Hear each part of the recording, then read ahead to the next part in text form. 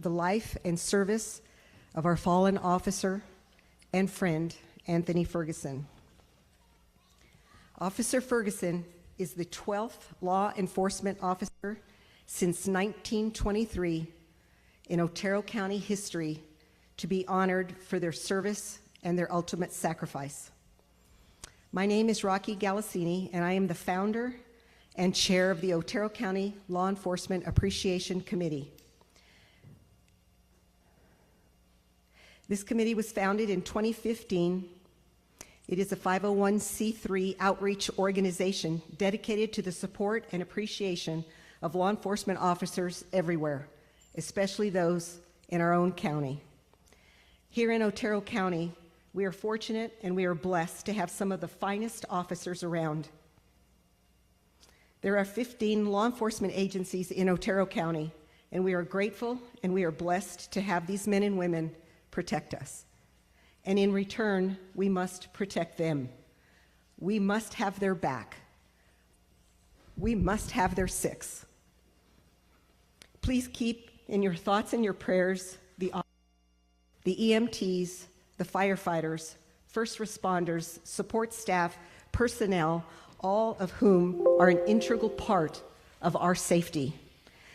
As we proceed this evening, please take note that although this is a candlelight vigil, we are not allowed to use candles with flames, so you are pleased to use your cell phone like we're at a rock concert. So let us begin with a prayer from Pastor Billy Tucker of the New Heart Cowboy Church.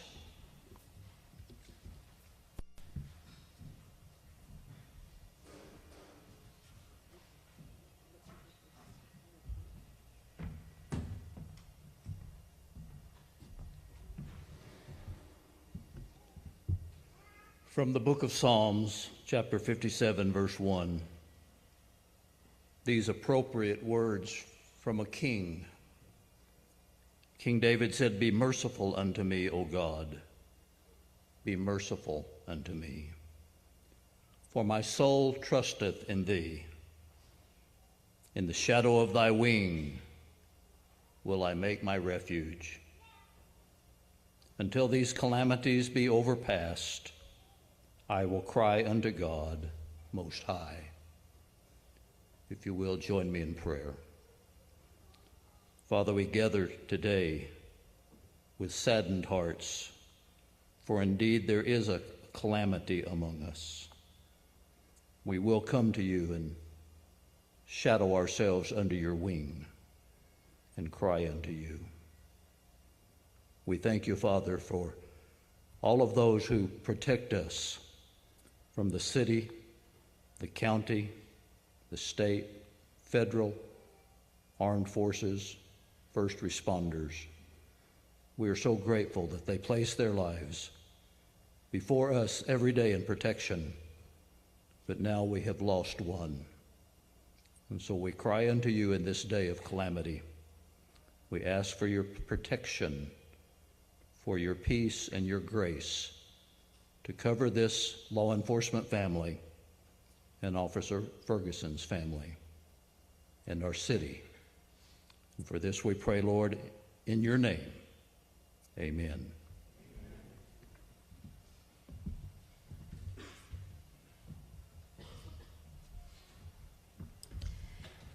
If you will all please stand, Doyle Seiling, retired Alamogordo Police Department officer, will lead us in the pledge.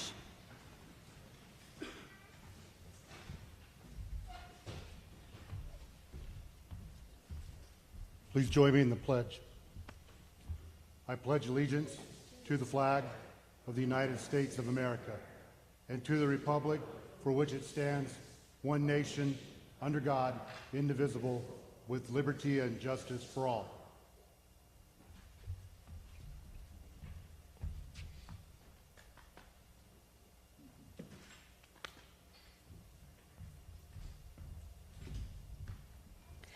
If you will remain standing, Dale Young will lead us in the national anthem.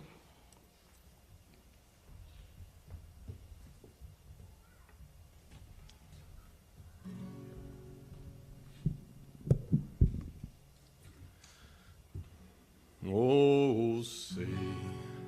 Can you see by the dawn's early light what so proudly we hailed at the twilight's last gleaming, whose broad stripes and bright stars through the perilous fight o'er the ramparts we watched were so gallantly streaming, and the rocket's red glare, the bombs bursting in air, gave proof through the night that our flag was still there. Oh, say does that star-spangled banner yet wave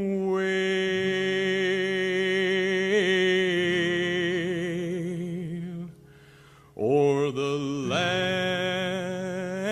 of the free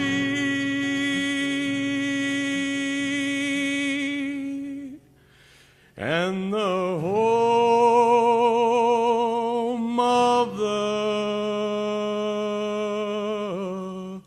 brave.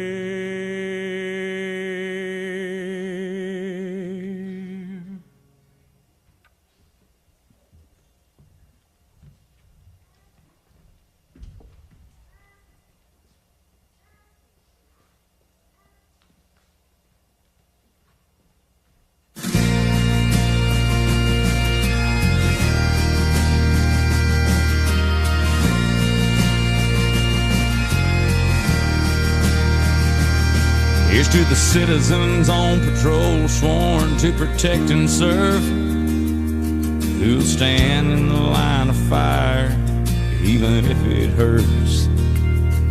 For the heroes on the streets of our hometowns and in between, man, we salute. Our red, white, and boys in blue, when the shots are fired in the dead of the night, when the screams ring out and the babies cry, for those who risk it all, no matter what the cost, together and forever we salute our red, white, and boys in blue. They're the 24/7 365, down to suit up and lay it on the line. All those who lend a helping hand and stand in honor of our great land with a thin blue line that says we'll sleep in peace tonight when the shots are fired in the dead of the night, when the screams ring out and the babies cry. For those who risk it all, no matter what the cost, together and forever we salute our red, white, and boys in blue.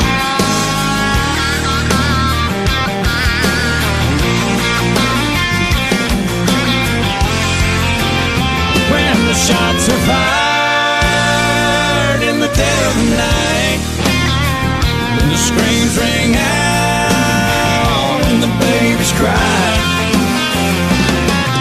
for those who risk it all, no matter what the cost, together and forever we salute our red, white, and boys in blue, our boys in blue. Here's citizens on patrol sworn to protect and serve, who stand in the line of fire even if it hurts.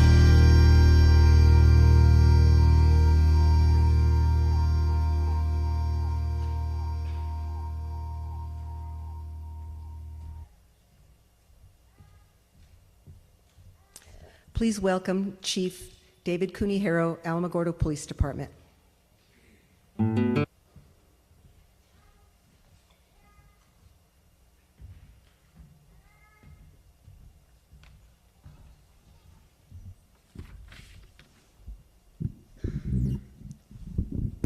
Excuse me.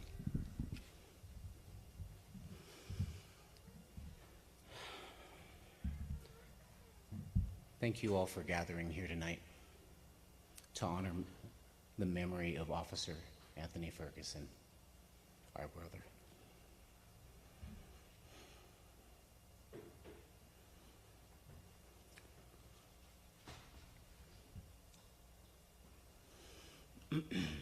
As we stand together during this vigil, we pay tribute to Officer Ferguson, a dedicated warrior who made the ultimate sacrifice while protecting and serving our community. Tonight we come together to remember his service and to find solace in the strength of our unity. The life of a police officer is one of service, courage, and selfless dedication. We wear a uniform not just as a part of our job, but as a symbol of our commitment to safeguarding the well-being of others. Day after day, we confront danger and uncertainty to maintain peace and order on the streets. Tonight, we remember Officer Ferguson, or Tony, or Fergie, or Ferg. He was Fergie to me. We remember his smile, his laugh, and the love that he brought into the lives of his family, his friends, and this community. Fergie's life was one of service, of courage, and selfless dedication. His sacrifice reminds us of the risk our law enforcement officers face every day, of the burdens they bear on their shoulders as they carry the responsibility of protecting our communities. And while we gather here to honor Officer Ferguson, let us also remember and appreciate the countless officers who continue to serve with dedication and bravery.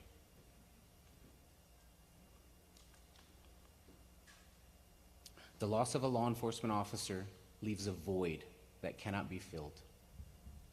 It is felt by their immediate family, their brothers and sisters in blue, and reverberates through our entire community. But in times of darkness, we can find hope in the light they brought to our lives and the positive impact they left in our community. Let us continue to strive to create a community where the sacrifice of our fallen officer is not in vain.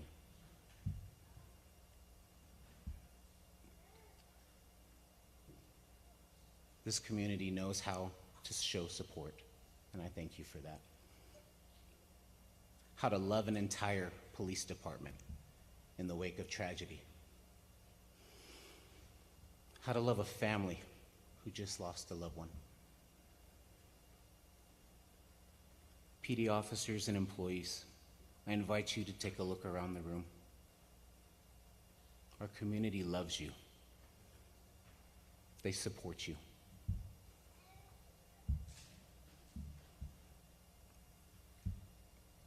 To Officer Ferguson's family, on behalf of the Alamogordo Police Department and our community, please accept our deepest and most heartfelt condolences to you.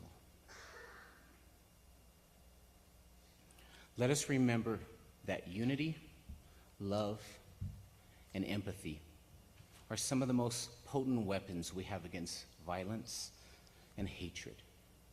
It is through these qualities that we can build a bridge between law enforcement and the community we serve, fostering trust, transparency, and mutual respect in honor of memory of Officer Ferguson.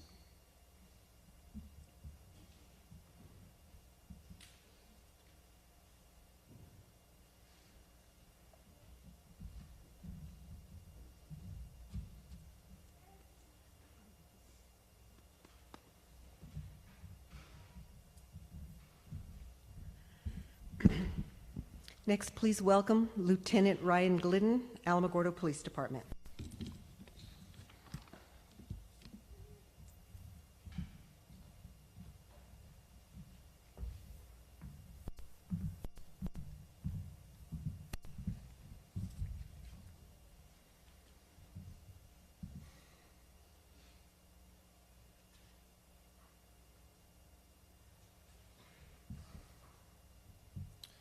Callings come in many forms. For an officer, it comes in the desire to help those in need, to protect those who cannot protect themselves, and when necessary, to sacrifice when others are unwilling to compromise. Each of us here today understands the calling, but often we are unwilling to pay the price because at times this price can be heavy. Our officers live the mantra to fight even when there's no more fight, to find the way out when the way out is not apparent, not only for themselves, but for each and every one of us. Now, our responsibility is not only to grieve for those who pay this heavy price, but to remember the person who heard the call, who answered the call, and touched each of us individually. Some may not have known Officer Ferguson personally, and some may have just met him in passing. But without a doubt, all recognize his passion for the calling. While social media is often negative, images on social media of Officer Ferguson meeting with members of the community highlight his passion. Meeting with children, videos, pictures, meeting with children, happy to show them the fun side of being an officer, giving them a little glimpse on what it's like to be a public servant. His face makes it evident that he valued the role, understood the expectations, and accepted responsibility. Sacrifices also come in many forms: financially, emotionally, physically. For officers, time with family and friends is often sacrificed for the betterment of the community. Officers miss holidays, birthdays, anniversaries, so the community can celebrate in peace and safety. And in the most extreme cases, the sacrifice is unimaginable. While Officer Ferguson paid the ultimate price, don't believe that it was in vain. Recognize the outpouring of support, the appreciation of his service, and the demand for change. His actions over the past 11 years repeatedly made our community safer. To thank him, we can sacrifice our own comfort and spend a little time to make sure we never forget, requiring change that helps limit unnecessary dangers to us. Courage. Courage is often mistaken for fearlessness. This is not the case.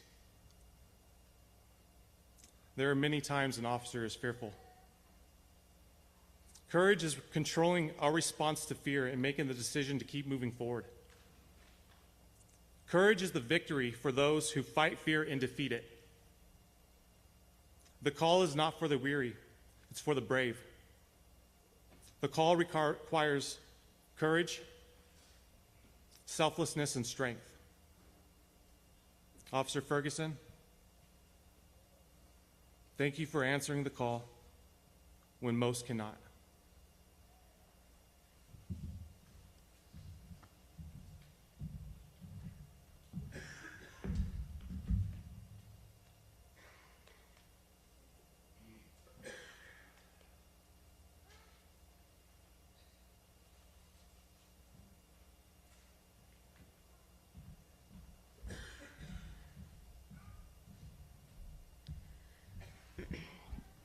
Next will be Officer Cheyenne Bunker.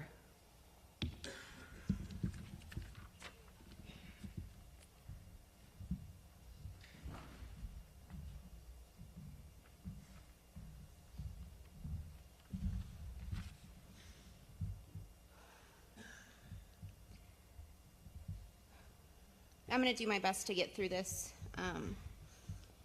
I was asked to read a poem that was written by another officer of the Alamogordo Police Department for Officer Ferguson. The poem is titled "The Fallen" for Fergie. The sun still shines and lights the day, but the world is dimmer and dull. Wind still makes the trees bend and sway, but the air less sweet, my heart less full.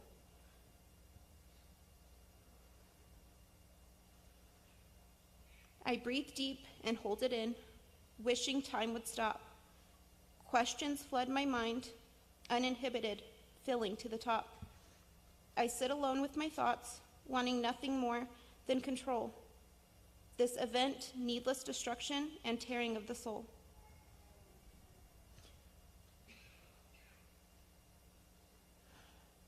A moment of clarity arises, a certain presence of mind.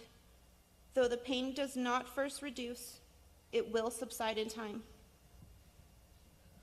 A life touching so many, a single spark with power to ignite. Felt warmth of one's heart, a lifetime to give and fight. The day seems dimmer, but soon light will again burn. The air may taste bitter, but sweetness will again return.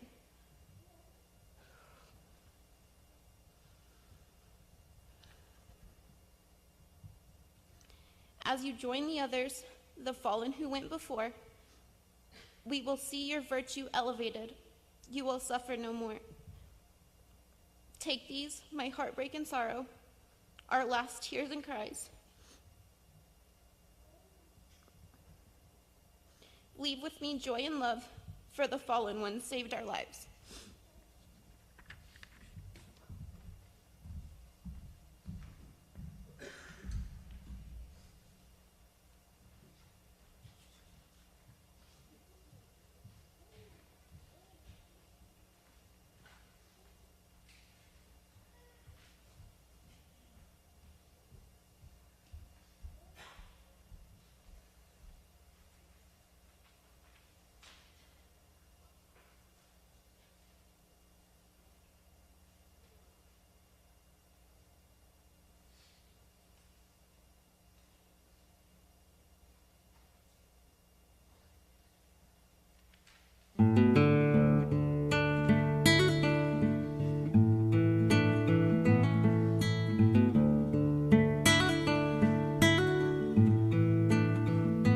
Gonna be a long one, another graveyard shift, as he says goodbye to his wife and kids. It's been his life, just like his dad's, driving away under the weight of the badge. He's seen it all in his 15 years, watching our backs, facing our fears. Lord knows it ain't no easy task, keeping us safe under the weight of the badge. He swore that oath to protect and serve, pours his heart and soul into both those words. Lays his life on the line, and the line he walks is razor fine. Tempered strength is always tough, but he ain't gonna buckle under the weight of the badge. Not that long ago he woke up in the hospital with his wife and kids praying by his bed. He said, I'm gonna be alright, there's just sometimes you gotta fight there's nothing truer could be said. I do it for us, and I do it for them, and I ain't gonna buckle under the weight of the badge.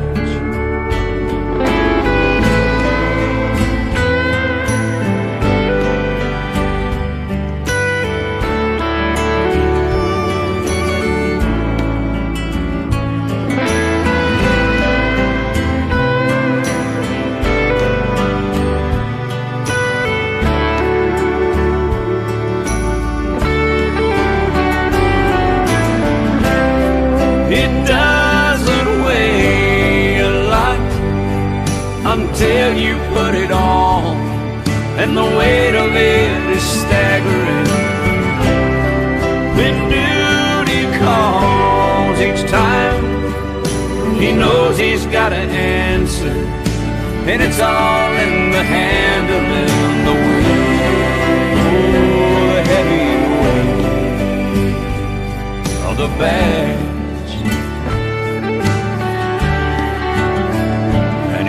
Gonna buckle under the weight of the badge. No, he ain't gonna buckle under the weight of the badge.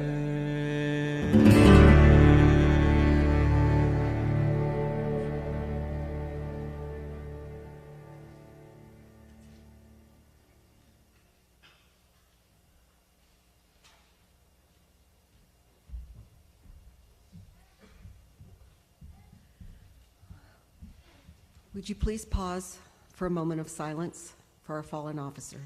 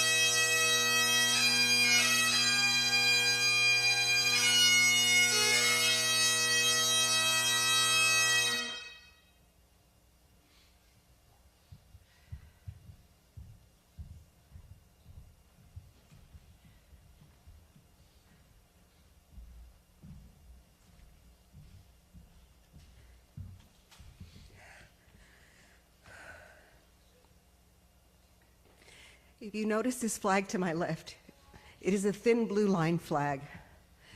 The blue line in the middle represents our law enforcement.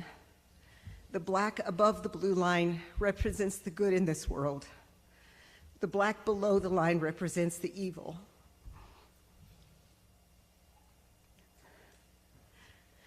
That thin blue line is the only thing that protects us from the evil.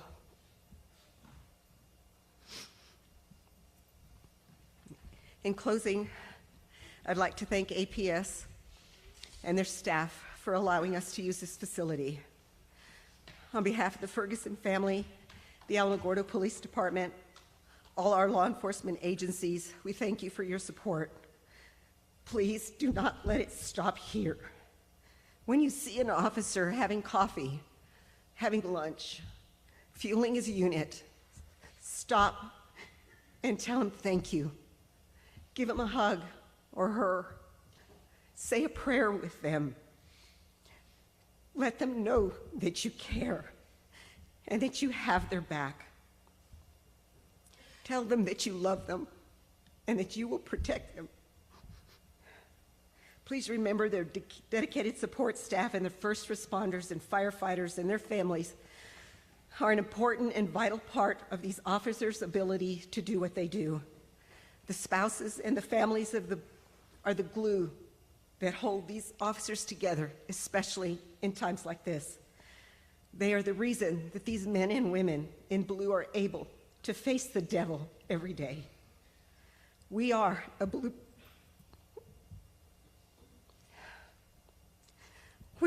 blood family.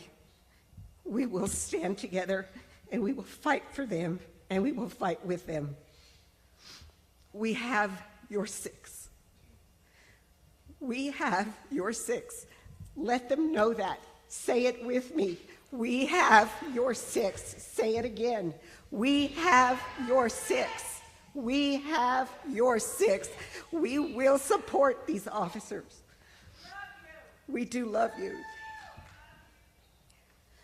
On behalf of my family, both blood and blue, we want to express our appreciation to the Ferguson family for sharing your beloved son, brother, uncle, and friend with us. Although the time was short, he taught us much. We came to learn to love, to learn, and honor and respect him. He was an incredible human being. We may never know why he was taken from us so early, but we do know that the Lord has a plan, and he felt that he needed Tony to fulfill his wishes. What an incredible guardian angel he will make for so many people. Know that you are in our thoughts and prayers, and you will always be in our hearts. Blessed are the peacemakers, for they shall be called the children of God. Please travel home safely. Thank you.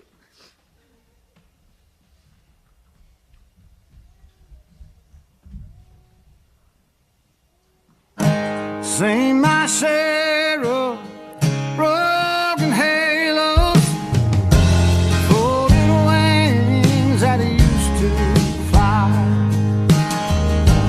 They've all gone wherever they go, broken halos that used to shine.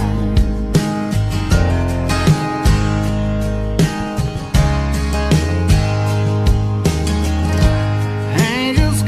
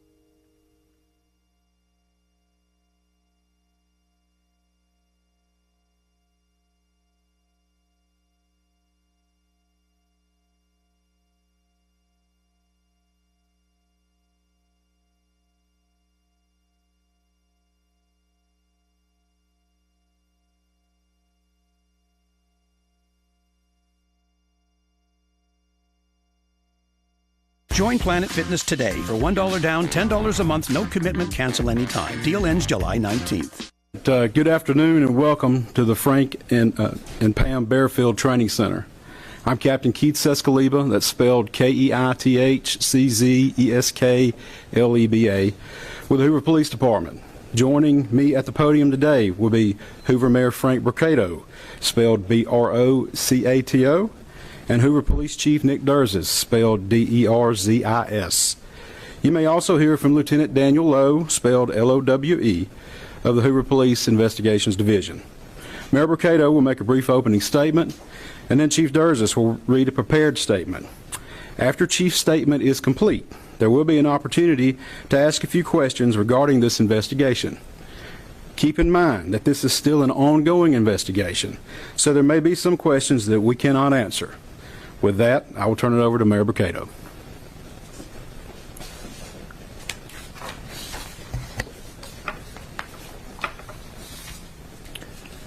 Thank you and good afternoon for you all coming today. You know, 6 days ago our community learned about the disappearance of Carly Russell, and it sent fear and pandemonium not just through our city but the entire state and the nation as well.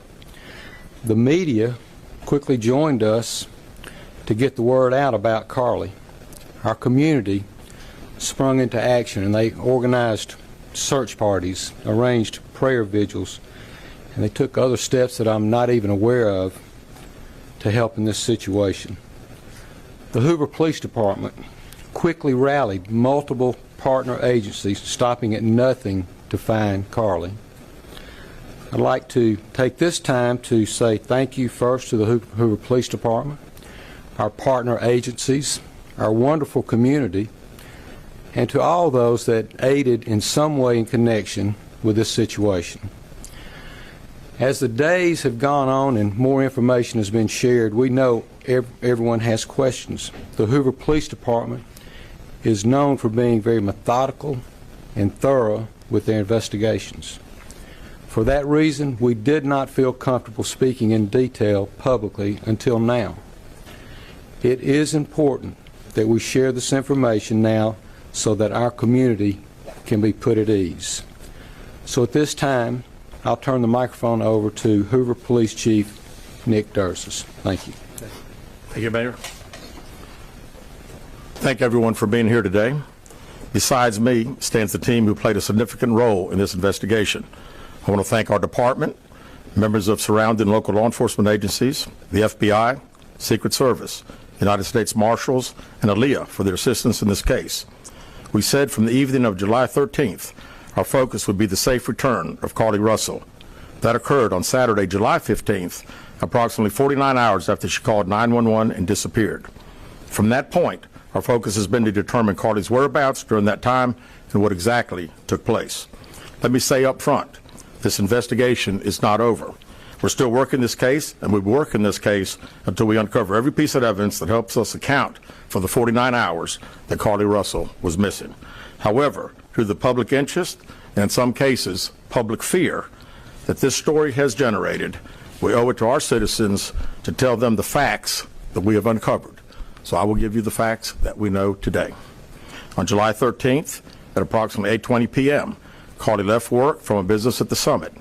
Surveillance video from her place of employment shows Carly concealed a dark-colored bathrobe, a roll of toilet paper, and other items belonging to the business prior to her departure. She ordered food from Taziki's at the Colonnade and traveled there. She then traveled to Target on 280, where she purchased some granola bars and Cheez-Its. From there, she remained in the parking lot at that shopping center until 9:21 p.m. when she drove to I-459. Carly communicated on her cell phone with individuals known to her while on her path of travel up to the point of calling 911 at 9:34 p.m. And at this time, we will play the 911 call in its entirety.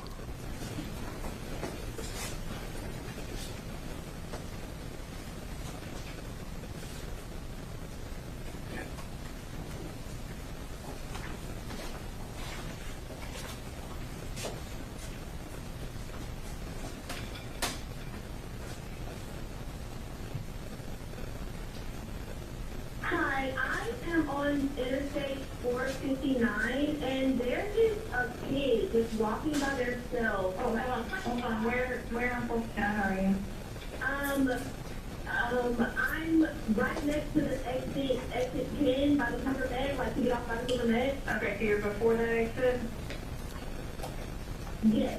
Okay, and were you headed southbound or northbound? Like towards Tuscaloosa or toward 280? Towards Tuscaloosa. Okay. And was the child on the left or right side? On the right side. Were they walking northbound or southbound? They're walking towards Tuscaloosa. Walking southbound? Or how old do they look? Like a toddler, like maybe like 3 or 4. Did you pull over with them? Are you still with them? Yes. Okay, are you with the child right now? No, I'm not. I didn't get out of the car. I can see them though. Do you mind staying and keeping an eye on them until we get there? Yeah, sure, yeah. Okay, what kind of car are you in? I'm in a red Mercedes-Benz. Is it a sedan or SUV? SUV. I mean, it's a sedan. Sorry. Can you put your hazards on for me? Yeah, they're on.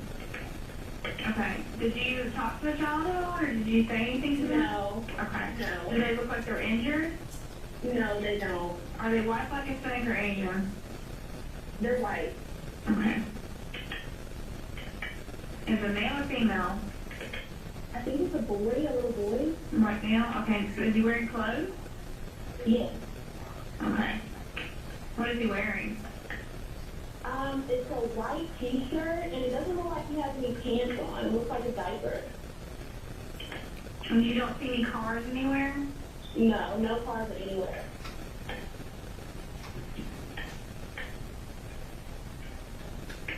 Okay. All right. What's your name? My name is Carly Russell. And you don't see any injuries on the child from where you're at, correct? No, but I can't really see them that good. Okay, try to keep an eye on them for the best you can, because I don't want you to lose track of them. Okay. All right, and do they have shoes on? No. Shoes? Not that I can see. I can't really see that. Look. Okay. All right, I've got them on the way, okay? Just try to keep an eye on them, but officers are on the way, okay? Okay, thanks. Thank you. Okay, bye. Carly called a relative after speaking with the 911 operator. She went missing during that conversation sometime after 9:36 p.m. Traffic camera footage was obtained which depicted this portion of the incident, and that footage was analyzed as part of the investigation in conjunction with the 911 call and cell phone data to accurately determine the time frame. Carly's 911 call remains the only report of a child on the interstate, despite numerous vehicles passing through the area at that time. No one has called to report that a child is missing, and the Hoover Police Department did not locate any evidence of a small child walking down the interstate. Data from Carly's phone, including her Life 360 app, shows that she traveled approximately 600 yards in her vehicle while she was on the phone with 911, stating that she was following a child. 600 yards. That is 6 football fields straight. 600 yards. The Hoover 911 Center received a second call from Carly's mother stating that a relative was on the phone with her when they heard Carly scream, and then they had an open phone line. Hoover police officers arrived on the scene within 5 minutes of being dispatched, and several other officers arrived shortly. They located Carly's wig and cell phone in the grass near the vehicle. Her purse was located in the front seat of her vehicle with her Apple Watch in the purse. The food she ordered for Tzatziki's was also in the car. The items she purchased from Target, as well as the items taken from her place of employment, were not in the vehicle, nor were they located anywhere around the scene. Hoover Police deployed all available assets from the point in the search for Carly. Additional resources were called in to include our own drone unit, crime scene investigators. Numerous detectives responded to the scene. Throughout the day Friday, officers from surrounding local and federal agencies assisted Hoover Police in the search for Carly Russell. Officers returned to the scene on 459 to conduct a thorough line search for evidence. K-9 teams from the Jefferson County Sheriff's Department responded to check for any sign of Carly, the child that she claimed to see, and anything else that could be considered evidence in this case. Those searches all turned up empty. Private citizens, including search parties organized by her family, friends, began looking everywhere that they could to find any trace. These searches took place throughout the day Friday and again on Saturday, yielding nothing. At 10:44 p.m. on July 15th, the Hoover 911 center receives a call from Carly's residence stating that she returned home on foot. In subsequent investigations, detectives obtained surveillance footage of Carly walking down the sidewalk alone prior to arrival at her residence. She was conscious and speaking with paramedics when she was transported to UAB. Detectives were able to obtain a brief statement from her prior to being treated and released. During the statement, she told detectives that while traveling down the interstate, she saw a baby walking down the side of the road and called 911. She stated when she got out of her vehicle to check on the child, a man came out of the trees and mumbled that he was checking on the baby. She claimed that the man then picked her up and she screamed. She stated he then made her go over a fence. She claims he then forced her into a car, and the next thing she remembers is being in the trailer of an 18-wheeler. She stated that the male was with a female. However, she never saw the female, only hearing her voice. She also told detectives she could hear a baby crying. Detectives, the male had orange hair with a big bald spot on the back. She said she was able to escape the 18-wheeler and fled on foot, only to be captured again and was put in a car. She claimed she was then blindfolded but was not tied up because the captor said they did not want to leave impressions on her wrists. She said that they took her into a house and made her get undressed. She believes they took pictures of her, but she does not remember them having any physical or sexual contact. She stated the next day she woke up and was fed cheese crackers by the female. She said the woman also played with her hair, but could not remember anything else. At some point, she was put back in a vehicle she claims was able to escape while it was in the West Hoover area. She told detectives she ran through lots of woods until she came out near her residence. During this interview, detectives noted that Carly had a small injury to her lip, and she claimed that her head was hurting. She also had a tear in her shirt. Detectives also noted that she had $107 cash in her right sock. Out of respect for Carly and her family, detectives did not press for additional information in this interview and made plans to speak with her in detail after giving her time to rest. Detectives continue analyzing data from Carly's cell phone that was left behind at the scene. We enlisted the help of the United States Secret Service in conducting this analysis. Part of what data included several internet searches in the days leading up to their disappearance that I think are very relevant to this case. On July 11th at 7:30 a.m., the term, "Do you have to pay for an Amber Alert?" was searched. On July 13th at 1:03 a.m., the day of her disappearance, the term, "How to take money from a register without being caught," was searched. On July 13th at 2:13 a.m., the day of her disappearance, the term Birmingham bus station was searched. On July 13th, 2:35 a.m., a search for a one-way bus ticket from Birmingham to Nashville was conducted with a departure date of July 13th. On July 13th at 12:10 p.m., a search for the movie Taken, a film about abduction, was conducted. There were two searches related to Amber Alerts on a computer at Carly's place of employment, including one regarding the maximum age of an Amber Alert. There were other searches on Carly's phone that appeared to shed some light on her mindset, but out of respect for her privacy, we will not be releasing the content of those searches at this time. We've asked to interview Carly a second time, but have not been granted that request. As you can see, there are many questions left to be answered, but only Carly can provide those answers. What we can say is that we've been unable to verify most of Carly's initial statement made to investigators, and we have no reason to believe that there is a threat to the public safety related to this particular case. Thank you very much. With that, we'll open the floor for some questions. Please raise your hand and I will call on you. Carol. Chief, do you expect any charges against Carly Russell in connection with the disappearance and in connection with what was taken from the Woodhouse spa? Right now, our focus is to determine those 49 hours, so the investigation continues. So to be perfectly honest with you, that hasn't even entered our mind or been discussed. One more question. Is it surprising to you that the family has not been cooperative in returning to be questioned? Well, I think the family has stated to us that they didn't think that in her mental state right now, because of trauma of the incident, that she's not ready to talk, is what we've been told. Go ahead, sir. Yeah, question for Chief. You stated that the abductor had orange hair. Was this abductor black male? Was it female? Black female? White female? I believe it's a white male. Am I correct by saying that? Was it ever? Yeah, white male. Is this alleged abductor yet on the loose in the Hoover area? Don't believe so. Yes, ma'am. Chief Brittany Dion, WBRC. Has a toxicology report been done, and were any drugs or illegal substances found in her system? We have no report of that. Is any indication of mental illness in this case?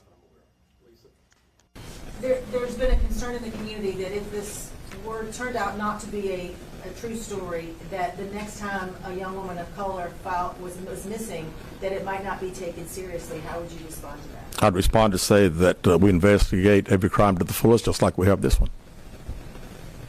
Was she traveling with anyone? Excuse me. Was she traveling with anyone since the time she disappeared, to your knowledge? And not to my knowledge. Chief, I know you said you weren't able to verify a lot of aspects of the story. Where do you think she went, and how would you characterize what happened here? You know, that's the $100 question. You know, we pretty much know exactly what took place from the time she left work until she got on the 911 call, and we can see getting out of the car on the interstate from that footage. And after that, I think she only knows. We don't know. Well, one quick follow-up. Her parents. Did you speak with Carly's parents, and why do you think it is they were so adamant that there was an abductor? Yeah, I think parents are believing what their daughter's saying, and we've had a very good rapport with the parents, met with them on several occasions. I've talked to them today a few times, and to make them understand that we're under pressure from our community, not only in our community of the state, but nationally when the story hit. And I just wanted them to understand that today we were going to have a press conference, and what we were going to detail today are facts. And everything that I've told you today is actual facts. It's not innuendos. It's not what I think. It's not what these detectives think. It is the factual information that we have. Chief, Audrey Robinson, WBRC. How much time do you think you'll give the family before going back to Carly's court sentencing? Well, I think our detectives have talked to the parents, and we're ready. We're ready to talk as soon as she's ready. So, you know, if she called right now, we're ready. You had one word to describe what went on. What would that word be? How about unknown? You know, we know the facts that we have. Everything else is unknown at this time. In the back. What have the past few days been like for you, your department? This has been a stressful search, hasn't it? Well, absolutely. And again, the focus of the investigation that Thursday, when she went missing, of course, the focus was to get Carly home. That's what we want all. We wanted her safe and sound. And that's all happened. And then, of course, this has gotten to be not only a local, state story, but a national story. So, you know, it is. It's a lot of stress on everyone in the Hoover Police Department, and the mayor, to every citizen here. We want to know the truth. As you stand here, are you frustrated? I wouldn't say I'm frustrated. I mean, I'm very happy that Carly's home. That was the main ingredient here, and then we'll figure it out. I promise you that. We'll end up figuring it out.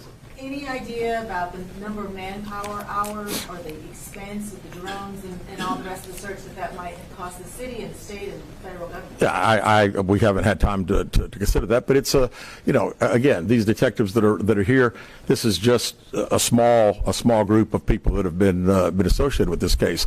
We have put every available resource that we have on this case because we wanted to make sure that we found out everything. We wanted to get her home, and we have. Was there any prior indication of mental health problems? Not that I'm aware of. Can you just expand on the people from the state, federal resources brought in? What were they doing exactly as you all were searching for her? Can you just expand on that? Sure. A lot of the from the FBI side, several agents helping us interview. I mean, as you well know, in a case like this, especially when it goes national, we got hundreds and hundreds and hundreds of calls. And when you get those calls, some of them may just be outlandish, but you've got to follow up on them, because you never know that you may get that one tidbit. And I'd also say too that we had a great cooperation with the family. The family received hundreds and hundreds of tips, and every time they got a tip, they sent it to us. Would you say a crime has been committed in this case? Determine that now. Keith Mims, WAGG 610 Summit Media. Question for Chief. With all of the searches that you mentioned, Chief, that were on Carly's phone, does that kind of give you an indication of her mind state during this ordeal, the 48 hours that she went missing? Well, again, we want to talk in facts, and I do think it's highly unusual to the day that someone gets kidnapped, that 7 hours, 8 hours before that they're searching the internet, Googling the movie Taken about an abduction. I find that very, very strange. Yes. Yes. Do you feel confident, do your investigators feel confident that you know why Carly Russell may have done this? No, we do not know. Absolutely not. Chief, can you explain for us, you mentioned that while I believe you said that Carly was on the phone with 911, she was traveling 6 football fields, which tells you what? Which tells me that I've had kids, and I'm sure a lot of people here have, and it's very, very, again, she said it, and I'm not saying it couldn't happen, because I've always been one of these guys, never say never, but 6 football fields. I mean, I like athletics, I like football. 6 football fields. To think that a toddler, barefoot, that could be 3 or 4 years old, is going to travel 6 football fields without getting in the roadway, without crying, without any just moving down. It's just very hard for me to understand. Chief, have you used any technology to enhance the video from 459, and did you see a man grab her? We did not see, from what we can tell. We don't see anybody on the interstate other than her car and then someone getting out of her driver's side. We have sent that off to the FBI for enhancement. It has not been returned. Do you think in this case that charges will be forthcoming towards Carly Russell, and how serious of a crime is it to not only fabricate a 911 call, but to lie to law enforcement during an investigation? Well, again, that's not something that we've been discussed since we're going through the still investigation. But people have to understand that when someone says something like this, we put every available resource. Everybody comes together from, like I say, state, local, federal. It's just a lot of work, and the gentleman earlier said frustrated. I mean, it is a little frustrating to think that all this has been done and we can't find anything out. Did anyone see her calling in from the side of the road when she made that 911 call? No, not to my knowledge. All right, last question here. Is this investigation held up until you can speak once again to Carly Russell?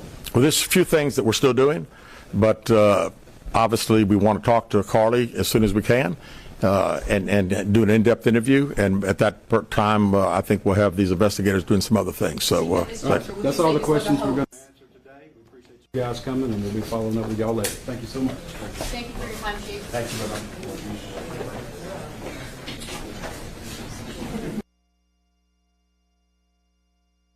Mic check. Everybody give me a thumbs up. I just want to make sure we're good. Mic check 1 2. Mic check 1 2. We're in the city of Hoover, Alabama. 1 2 3. Right at 2:30 now, Central Daylight Time. Check 1 2 3 4. Mic check. Doing a mic check 1 2 3 4. Mic check 1 2. Mic check. You're good, Mike. Mic check. You're good.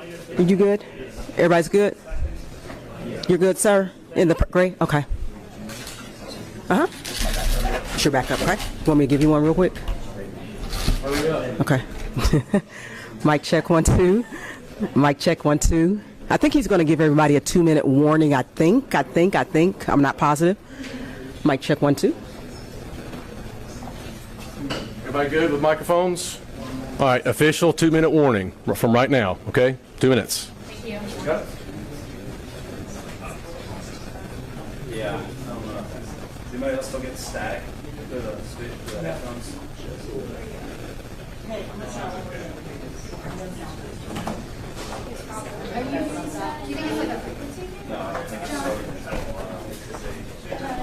Mic check, 1, 2. It's good? Okay. That was it. Yeah, that was the WVUA. Yeah. Do you have a hardwired mic? Your wireless receiver is causing static on that. I can give you one if you need it.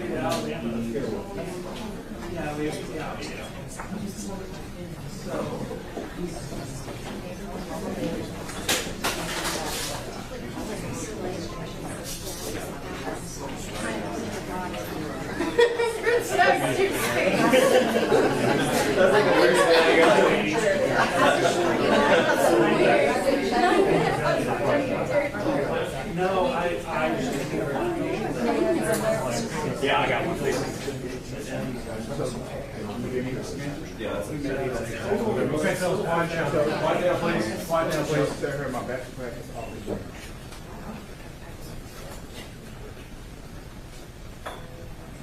Down the front.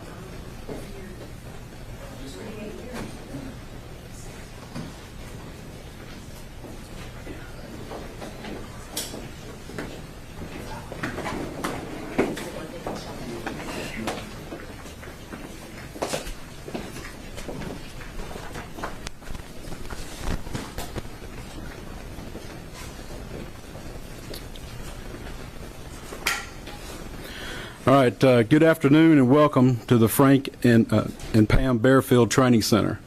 I'm Captain Keith Sescaleba, that's spelled Keithczeskleba, with the Hoover Police Department.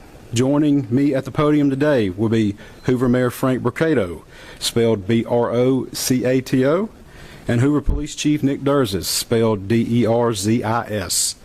You may also hear from Lieutenant Daniel Lowe, spelled Lowe, of the Hoover Police Investigations Division. Mayor Brocato will make a brief opening statement, and then Chief Durzis will read a prepared statement. After Chief's statement is complete, there will be an opportunity to ask a few questions regarding this investigation. Keep in mind that this is still an ongoing investigation, so there may be some questions that we cannot answer. With that, I will turn it over to Mayor Brocato.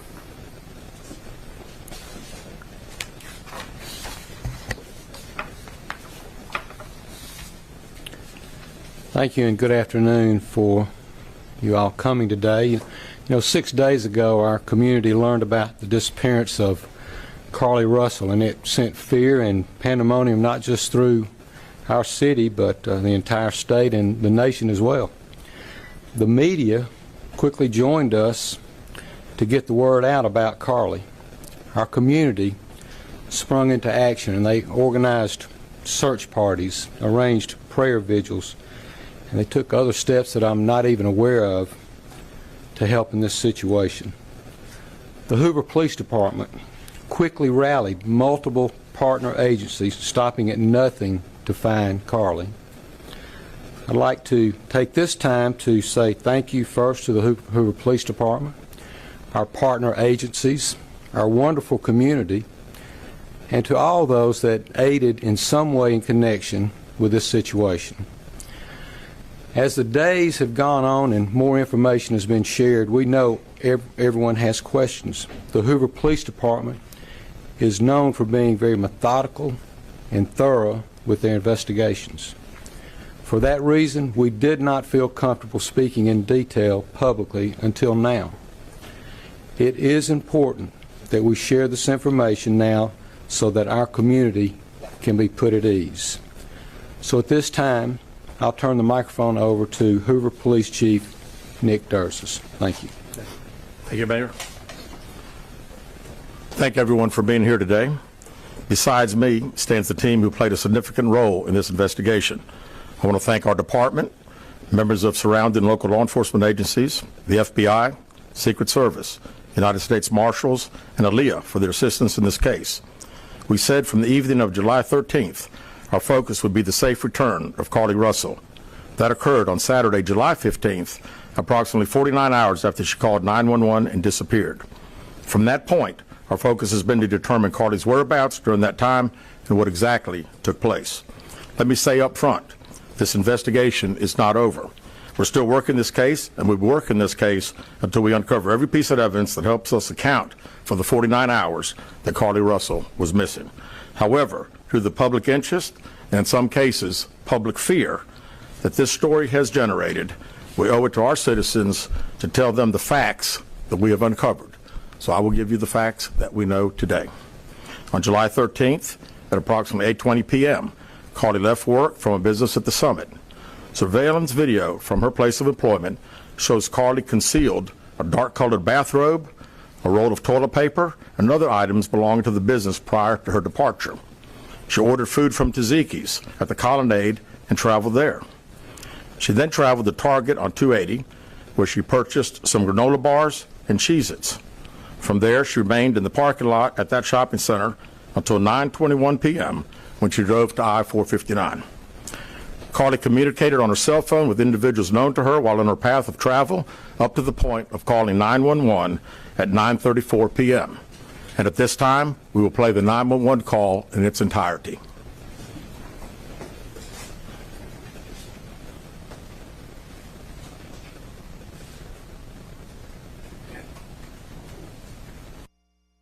Attention, El Paso homeowners. My name's Lee Haight. I'm with All Star Construction. I want to help you avoid unnecessary roof expense. We specialize in insurance restoration, and insurance companies are the toughest negotiators in the world. If they were really like a good neighbor, they would have told you you had wind and hail damage. If your roof's over 6 years old, you have wind and hail damage, All Star Roofing is the leading insurance restoration roofer in El Paso, Texas, and we want to offer you a free hail damage inspection. I want to give you a $500 Visa gift card just for getting a free roof inspection. Now, what we're going to do is we're going to document the damage. We're going to give you a satellite roof measurement and a digital analysis to see if your insurance company will pay to replace your roof. And if you have damage, we're going to help you. And our guarantee is that our price will not exceed what the insurance company allows. We'll upgrade you to a better quality roof. You'll get an architectural shingle with synthetic felt, ice and water shield. And the main thing we do for people is make their homes cooler in the summer with better quality ventilation. We protect people's most important investment. And look, I don't want you to have to pay 10 grand, 15 grand out of pocket for your roof. I don't want you to have to pay $3,000 when it starts leaking to some roof repair looking for a quick cash grab. You have storm damage. The insurance company will pay to replace your roof if you have storm damage. And so we offer you a free inspection. We tell you the truth about your roof, and if you're worried about us telling you have damage, if you don't, look, there's so many roofs for us to do. We have a ton of roofs on the backlog. We don't need your work if you don't have damage, but if you do, we'll provide you with pictures. We'll provide the insurance company with pictures. That's where we are preferred roofer of El Paso. That's why we're the preferred roofer of the Loya family. It's because we do things up front, because we have a price value guarantee, and it's our job to make sure you don't get left out, you don't get left behind. If you have to pay out of pocket for your roof, it's just not right. The insurance companies don't reach out to you. So Ricardo, you put a public service announcement out for anybody that's looking to do something productive.